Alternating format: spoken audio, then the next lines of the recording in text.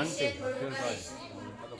સ્નેહની સુરત છું ને મમતાની મૂરત છું, સ્નેહની સુરત છું ને મમતાની મૂરત છું, પ્રેમના અપાપ સાગર જેવી લાડકવાઈ બેટી તણી હું જાત છું। સૃષ્ટિની ઉત્પત્તિથી લઈને આજ સુધી કુદરતે કોઈ હસતું ખેલતું નિષ્કામ નિસ્વાર્થ સર્જન કર્યું હોય તો તે દીકરીનું છે।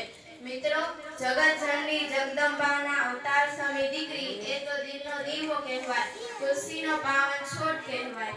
દીકરી નથી સાપનો ભારો, એ તો છે ઘટપણનો સહારો। આજે આપણા વિકાસશીલ દેશમાં ભ્રૂણ હત્યા, નવજાત દીકરીઓને તરછોડી દેવાના રોજબરોજ બનાવો જોવા મળે છે। દીકરીને ભણાવીએ તો તે બે ઘરને તાળશે, દીકરી ભણેલી હશે તો તે પોતાના સંતાનોને સારું શિક્ષણ અને સંસ્કાર આપશે।